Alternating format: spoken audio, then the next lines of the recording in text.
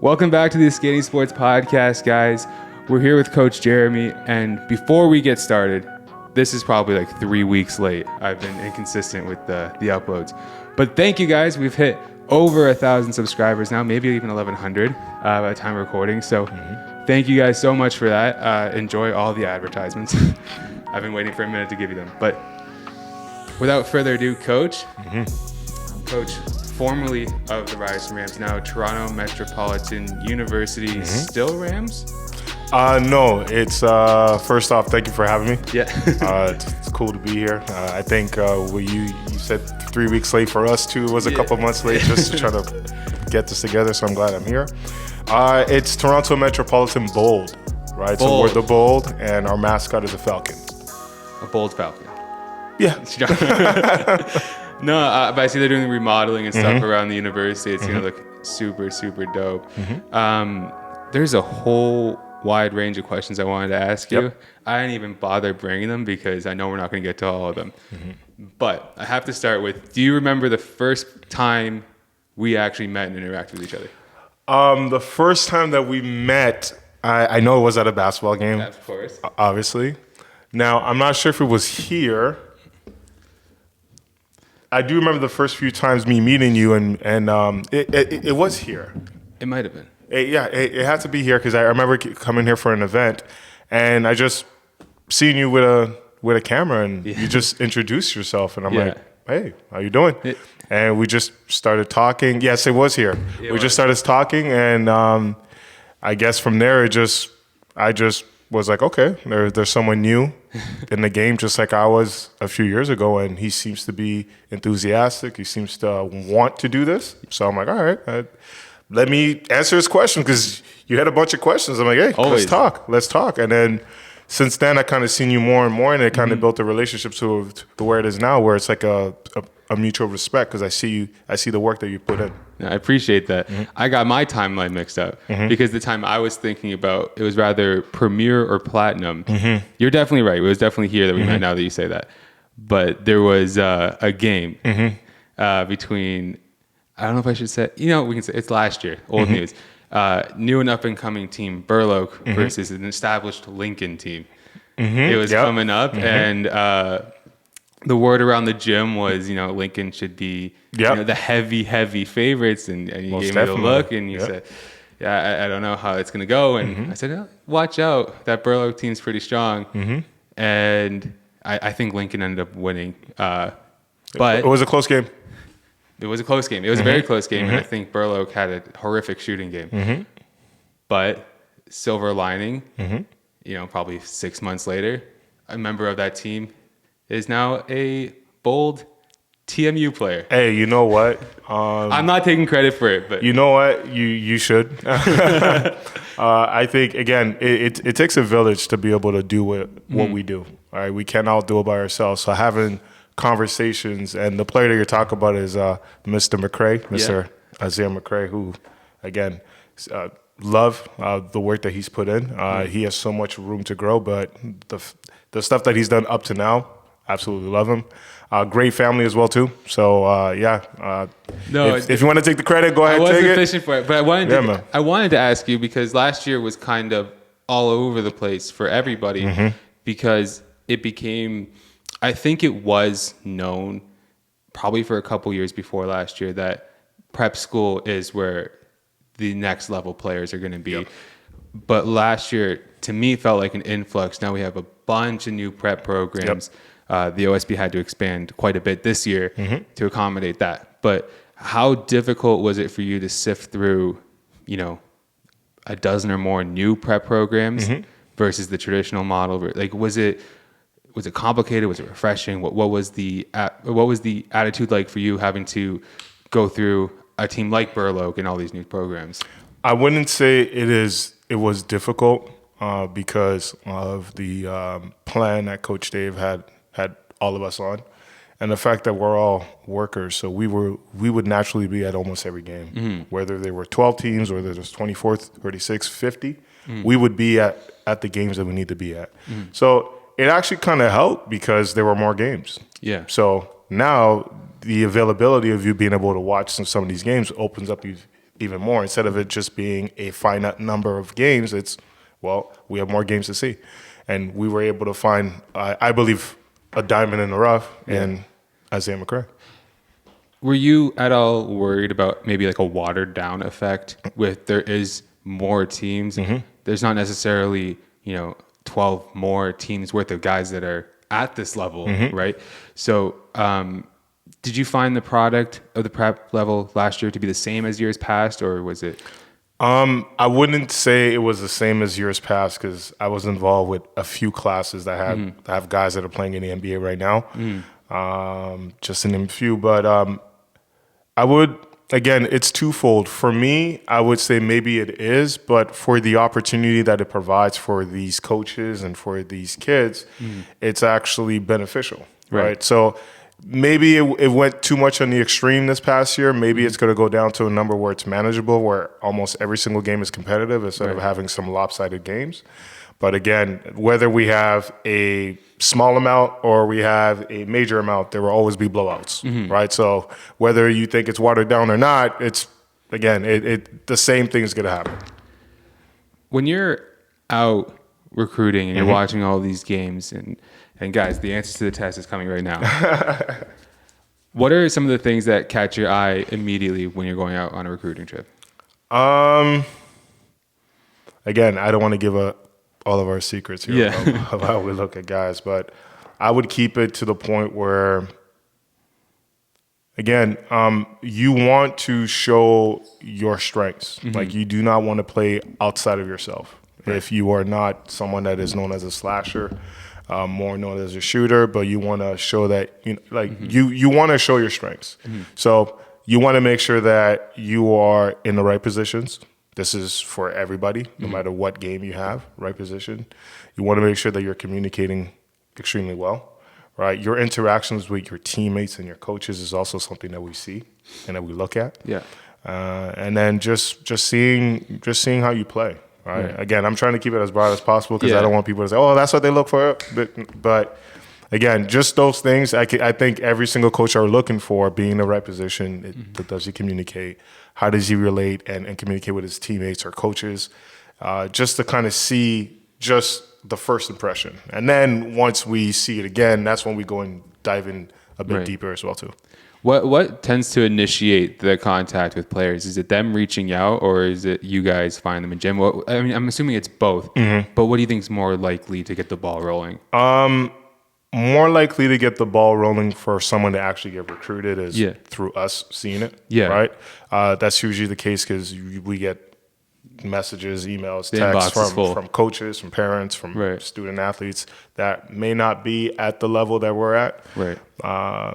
But for the most part, it's mostly through us kind of seeing it, whether it's a close reference or it is just us just identifying a student athlete that we're very interested in. Every now and then I always circle back to this point.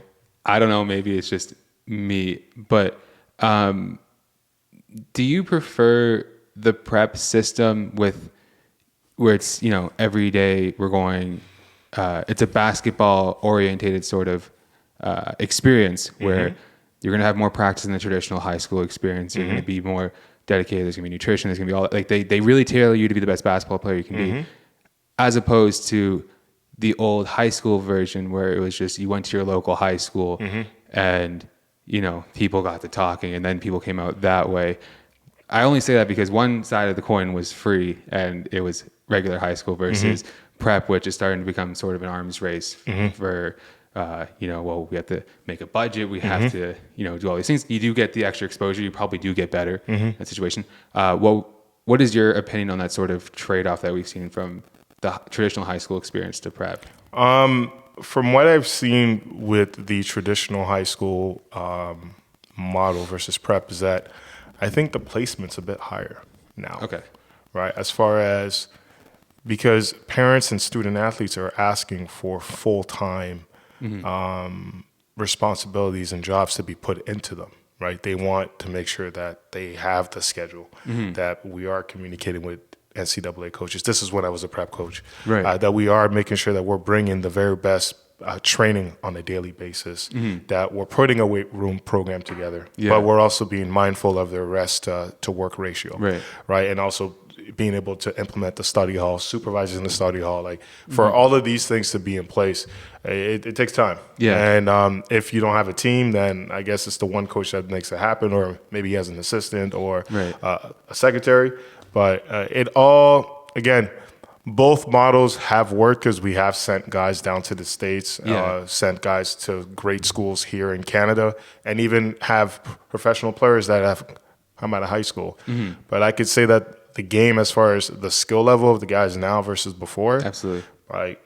The skill level now and the athleticism is out of this world. Now, maybe the toughness maybe back then was a little tougher, right? But I would say the skill level and the athleticism now of these guys, like there's some guys East Baying in grade 8. Like we were just trying to dunk in grade 8, or maybe we knew a guy that could windmill. Now the whole layup line on a particular team, they're all windmilling. It's like, that's not something that was evident before on every single team. Yeah. And I think it's because we've kind of brought them all together instead of them all being spread out. So now you're able to see it a bit more, which then helps our Canadians when they're trying to go down to the state and say, hey, look, I could play against the competition that I want to go to, or the Canadian coaches can say, hey, I've played against U Sport level players, and I can make it happen here with you. Or if your dreams are to go to the NCAA, I've done the same thing. Right. So I like the new model. Yes, it does cost, but again, and it's not unjustly cost. Like there is legitimate expenses that people endure. Like you're requiring, let's say even coaches. It's a full-time job to be a prep coach. There is no. It is. Or if you have, you could try to do it part-time, and I've seen guys be very successful doing it part-time. But again, at a certain point, your work compound interest is what I call it. Meaning the amount of work you do on a daily basis is going to compound and compound to the point where it's going to show the difference between one program and the other. And ultimately, I think there's two other things. One being that on the parent side of things, I think there's probably an attitude change towards. Well, now there is Canadians in the NBA. There are a lot of Canadians making money off this game. Yep. Maybe it is worth an investment to see that through. And then also on the back end, if you play prep, that helps you get a scholarship in the States. You might have made that money back. It helps you get a scholarship even in Canada. Yeah. Like it's hey man, the Canadian League, the guys that we have playing in the CBL, the guys that we have playing pro, these guys can play. And even the guys that we have playing this summer against these U.S. teams, they're putting numbers against top 25 programs. Yeah.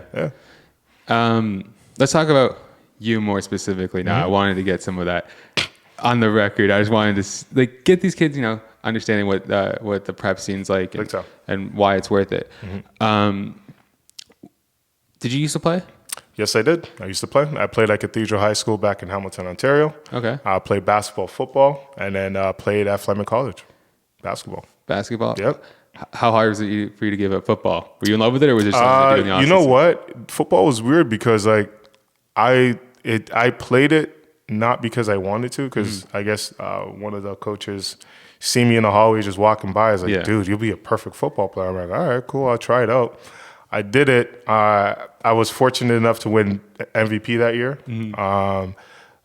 And again, the following year, which was my grade 13 year, I suffered a concussion in the very first game because I didn't come off the floor. I didn't come off the field. I played offense, defense, special teams, kickoff, return. I did everything up to about the third quarter for the concussion. And then the football, I kind of just stopped the football career because of all the talks at the hospital saying, hey, you know what, I think you might be fine, but just so you know, like you learned, you had a concussion. Yeah. And I'm like, I'm going to stick to basketball. So and that's why I'm here. I have a similar story to that because,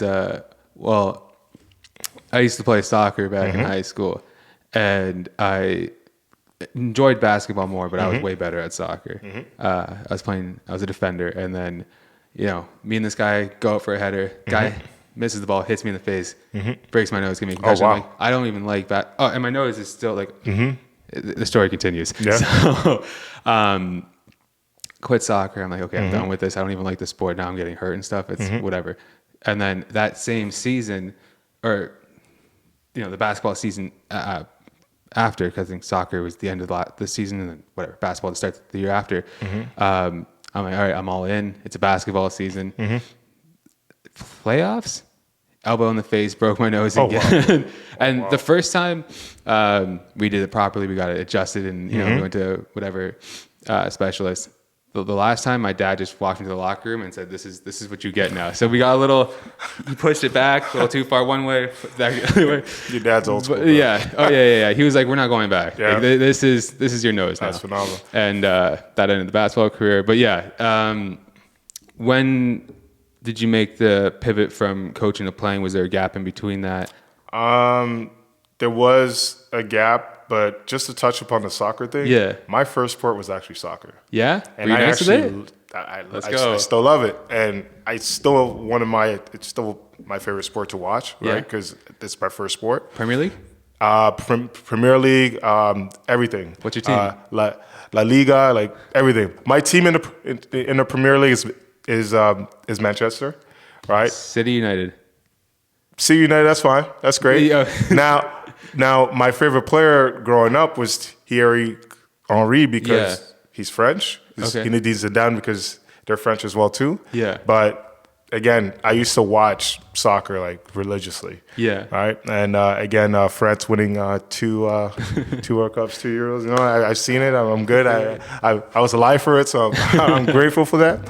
But yeah, man. But just to talk about the coaching part of it.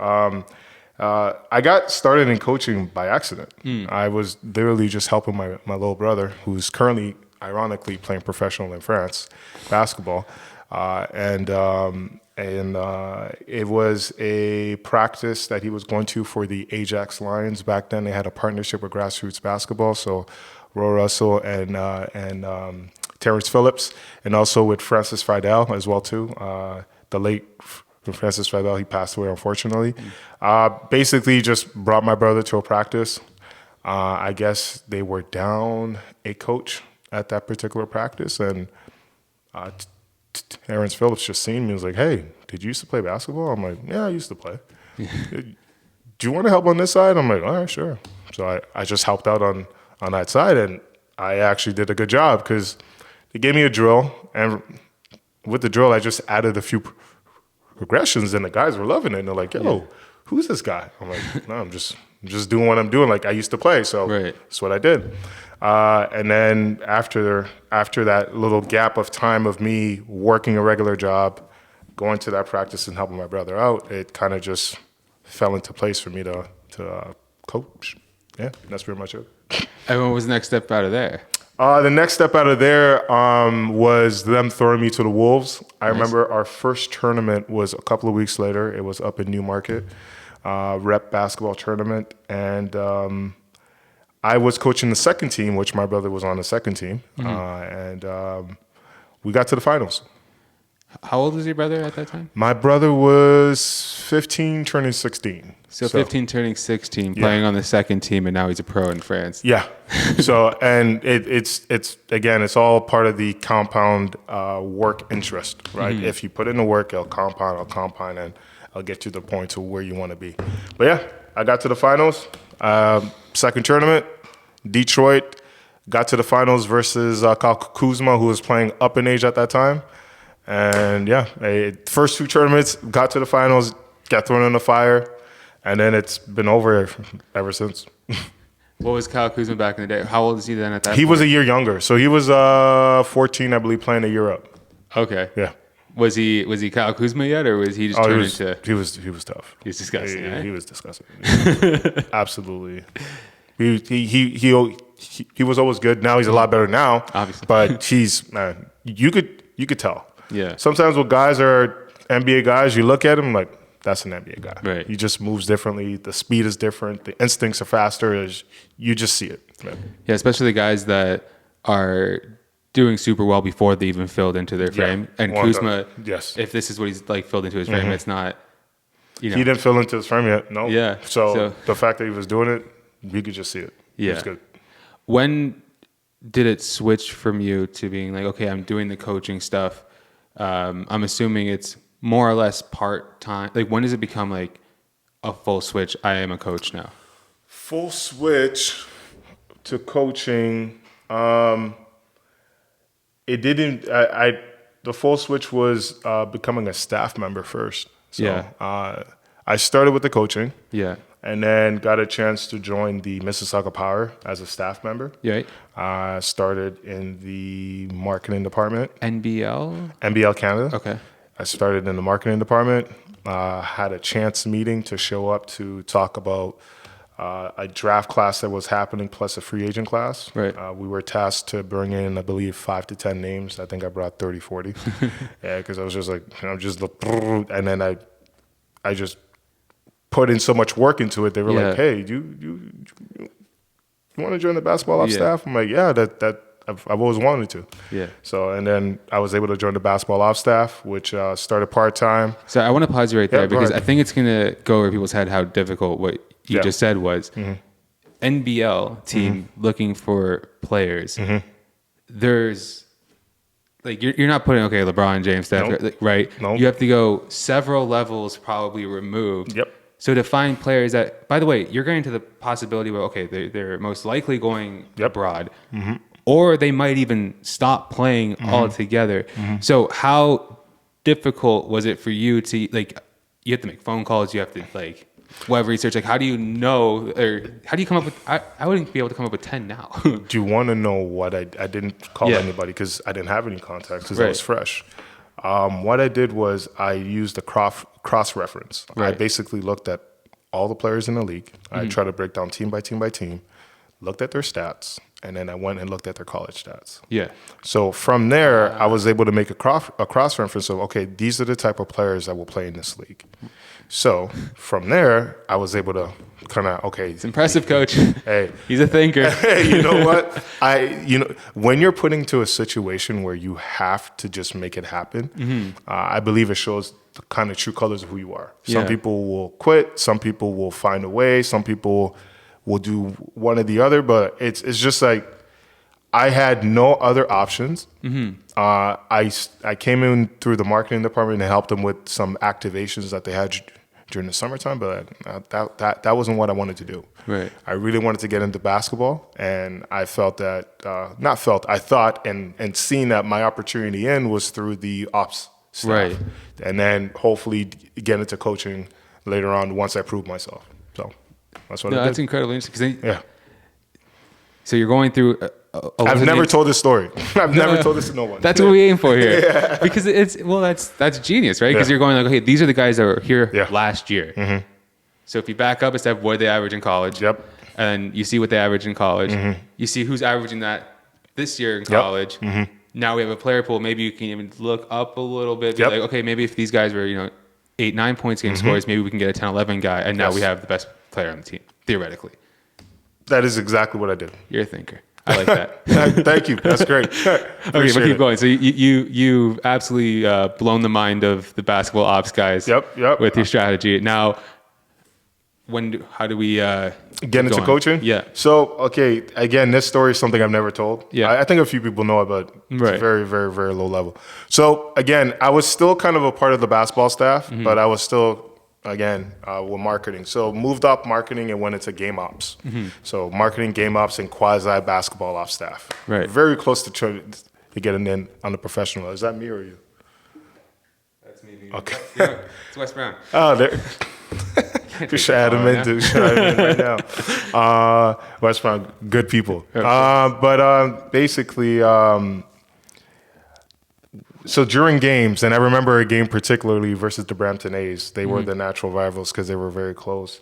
I was on the score sheet, so I would write down the score. Yep. But at the same time, I'm looking at the coach from the Brampton A's, who was David Magley at the time. He's calling out his sets.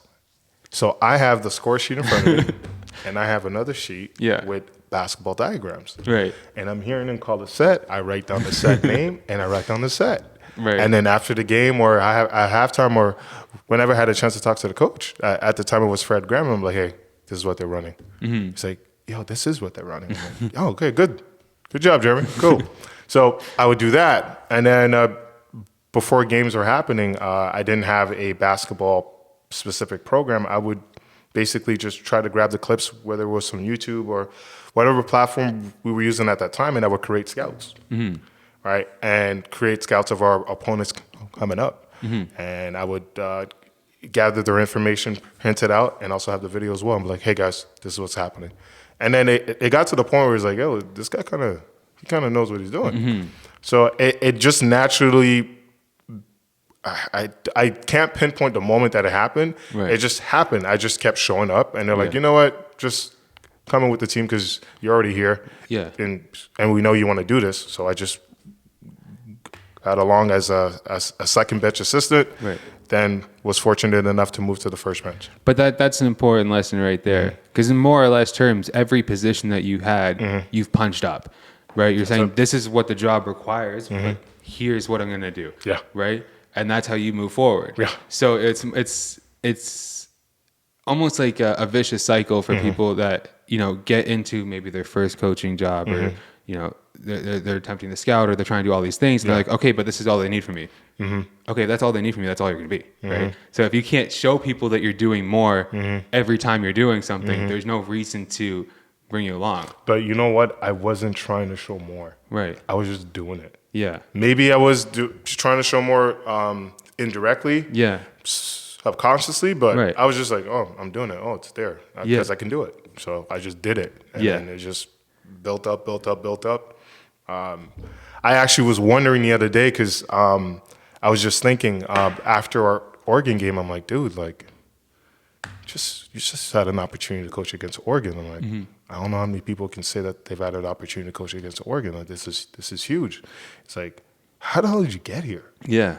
I'm like, and I was sitting there, I was thinking, I'm like, oh, I know why, because I don't consider like weekdays as weekdays. I consider it as off days and on days. Right. Right. So today is an off day. So I'm able to be here. Let's go. Right. Like it's weird. And this whole time I'm like, wait a minute, like I really operate that way. Yeah. And the only time I check the date is if I have something specific to do or just to plan for. But everything was an on day, off day. Like it was like I was constantly punching the clock, constantly on the job. If you call me, hey, what do you need? Right. How can I assist? And it's weird. Yeah. Well, let's get into it because you guys had a tremendous preseason. At least, like you were saying, you're being thrown to the wolves early on in your career. The preseason schedule. Were they all D1 teams or? So 2 of them were D1 teams. 1 of them was a D2 team. Okay. Yeah. And just the experience as a whole. How do you think? Actually, let's back up for a bit. Back in the day when it was called Ryerson, now TMU, they had an amazing run. I want to say it's a 5-6 year span where they were just powerhouses. Yep. You've kind of ushered in a new era since COVID where naturally guys have to leave. You know, you can't have 7-8 years on your team, so you got to have new wind. Last year, it seemed like it was a growing year. Yep. And then this year, you're kind of like second leg of the growing year. You have massive competition to start off the year. How do you think you guys responded to the first test of the season? The first test of the season was obviously Northern Illinois.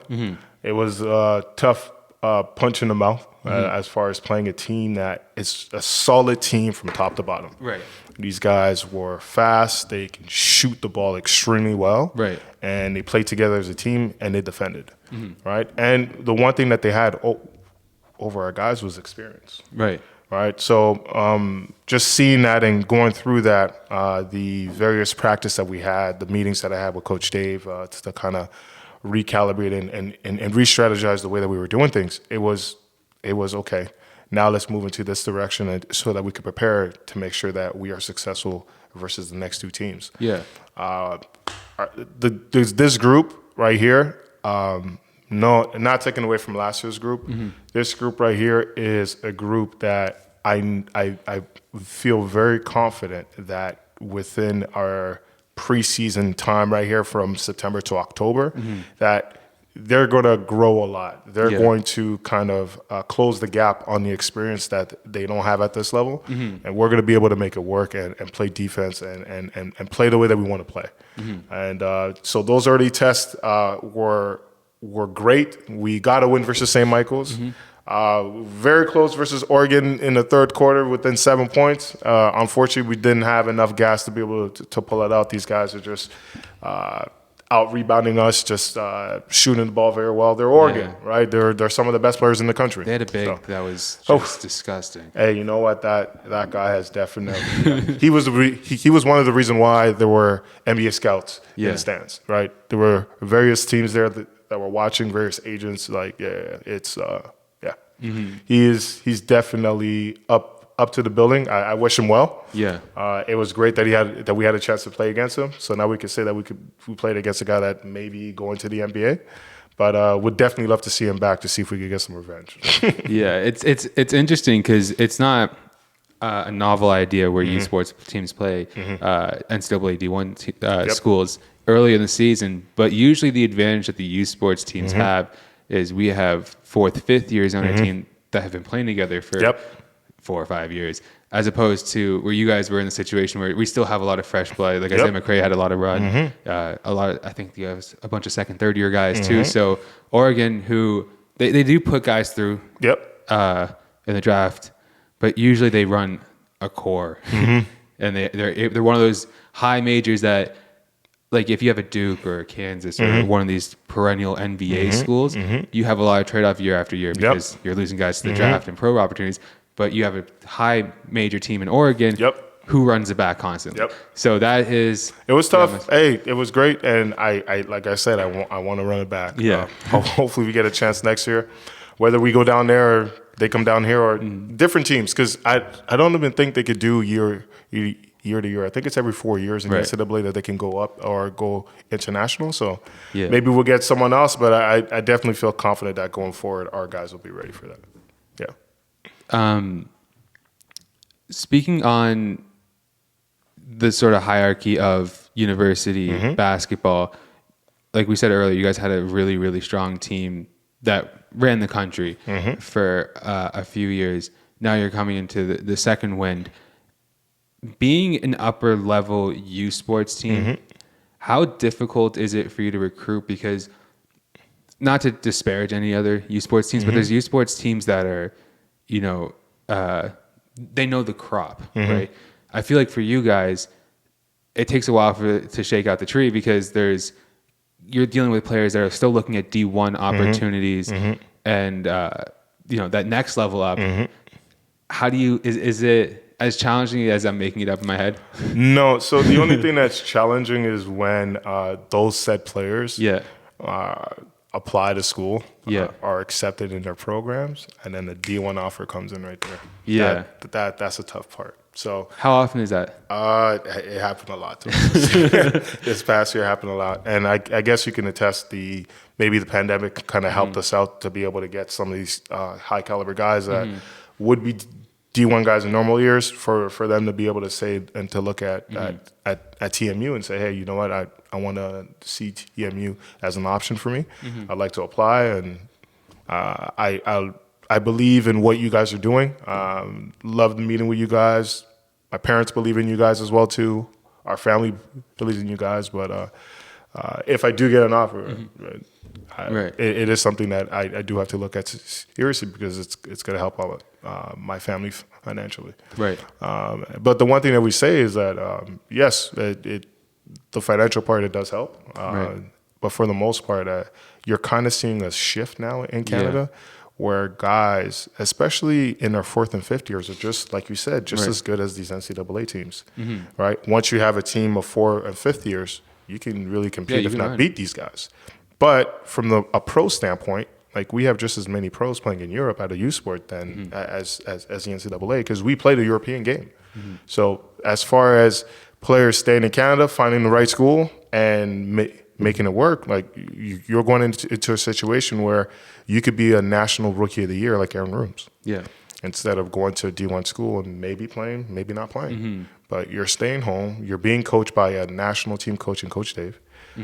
We have a bunch of professionals and provincial coaches on our staff, including myself, Mario, Mike Celia, and April, right? So, and I'm not just talking about us. Maybe some other staff have it as well in Canada with national team coaches, but the coaching is very good.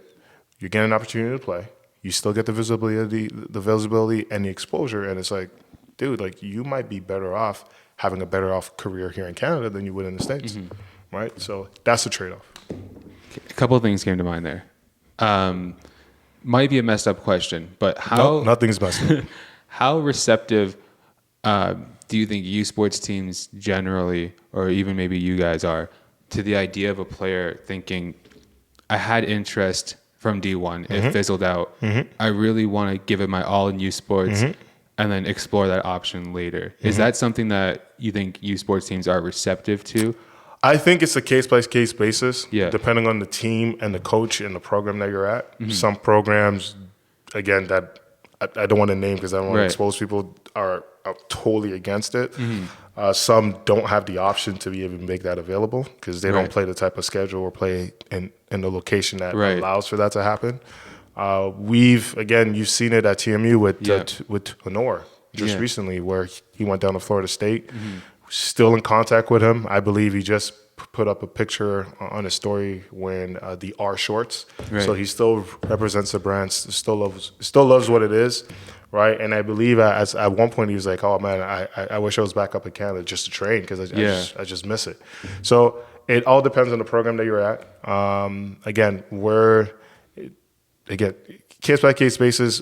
It's not something that we're opposed to, right? Because at the end of the day, we're in it to assist student athletes. We can't say and talk to parents and families of like, we are looking out for your best interests if we're not going to make sure that we put you in a position to become a professional on and off the court, right? So we have to make sure that we develop you to a point that you are good enough to play pro, or maybe even if the NCAA does come, hey, maybe that's an option, but it hasn't really been something that not every single student athlete can do that. Like you have to be extremely special to be able to be in that class to do that. Have you found that being in Toronto has been a benefit for recruiting, or is there like unexpected, like, the city's not for me type of thing? It's twofold because you run into the student athletes that want to get out of Toronto. Right. And then you also run into the student athletes that want everything to do just to get into Toronto. Yeah. Right? Because they see it from afar, or even you see someone from North York that wants to come downtown. Right. Right. So it's twofold. You deal with both of them. You just have to make sure that, again, in your initial identification process, that you're vetting the student athletes well enough to know that before it gets in too deep, that okay, they want to stay home or they want to go away from home. Right? Yeah, no, so. I worked on that project with Isaiah McRae when he committed. Big time. And that guy was just looking at all the I'm like, That project was very good, actually. It was very good. Very good. I like how you transitioned from him being here to there. Like, I liked it. It was good. Appreciate it. No, it's something I definitely want to do more of. We talked earlier about competing with the NCAA for some of these players, especially at the top of U Sports. What can U Sports do in your mind that can make them more viable to be able to get some of this to improve the market? Well, some of those things are happening kind of slowly right now. There are more financial resources that are available for these student athletes. There are some things that are going to be changed on that front that, again, I can't comment on because it is within universities, but that's a major factor right there. Something else that is going to help is the CBL. Right. Like we have a professional league where these guys out of U Sports, whether they're in their first year or fourth year, can go play, come back, and their tuition, whatever the agreements that they sign, most or part of their tuition gets paid. Yeah, right, because they can't make the money because obviously they're not professional athletes. They're semi-pro, but that's something that could definitely helps us as well as to attract these student athletes and overall the education as well too. Right. So finances, the professional development that we have in the CBL for the very best, and then the education being just as good if not better. Yeah, I hope it gets to a point. as a coach, I mean, refrain from comment. But I think it's time for full rides, for athletic scholarships, for creative scholarships, for like, do you need the extra $4,000 from a kid that's gonna sell seats to a game, or what if there's an artist that wants to be in Toronto to work on their art and go to school? Wouldn't you rather have them in now? But again, please refrain. I don't know if that's going to get you in trouble or not. It's not even about getting me in trouble. There are certainly universities that do want to follow that model. That can. Again, it has to be a total buy-in from all parties. I would say, and once that buy-in, I think the buy-in is starting to happen because discussions are happening. So I definitely see in the near future that hopefully they see that athletics can definitely be a viable business. Right. I think that's the crux of it, to make sure that universities see athletics as a business, because historically in Canada it hasn't really been a business everywhere. Right. I think education has been, because of the various results that you've gotten with scholars attaining certain jobs or doing certain projects that change the world. Now, if they look and put their vision towards athletic and say, okay, how can we make this into something that's viable, that can maybe stand on its own, so that it's not something that we're taking away from the students at the school, but it's something that it could develop by itself, right? So, the same way they invest in academics, obviously it's more linear, but it's like you see someone's report card and they're straight 100s across the board. They're like, okay, we want this kid at our university because then they might be a rocket scientist and donate back to the university or make us look good. But at the same time, you could have a player come into a school, turn everything on its head. Everything. It would change everything. Eyeballs from internationally, it would change everything. Because you would have businesses looking and say, hey, I want to be associated with this. Or I used to go there, hey, things could change that way. So hopefully it happens. You mentioned the CEBL earlier. Was it Guelph that you were with? So this year I was with Guelph. The year before, during half the season, I was with the Saskatchewan Rattlers. Oh, so okay, I didn't know that part. Saskatchewan. I lived in Manitoba for 2 years, so I know what this. Shout out to Yorkton, I guess. But Yorkton, what's up? We'll save that for another time. But I wanted to ask you about Guelph because J. Cole made his debut against Guelph. Can you take us through that day? What are the dynamics like on that day? Well, it was a regular basketball day. The only thing that was irregular is the amount of people that were there. As far as the hype, it's not even the amount of people; it's the type of people that were there. Like, you would see people that you wouldn't see regularly, even in Toronto. You see people from Atlanta, people you see on magazines, people you see on blog websites, on Instagram. They were there at the game, courtside. O'Shea, Kenny Lofton. I couldn't even name everyone else I saw. There were a lot of people that were just, even from an entertainment standpoint, like, there were a lot of people that were there.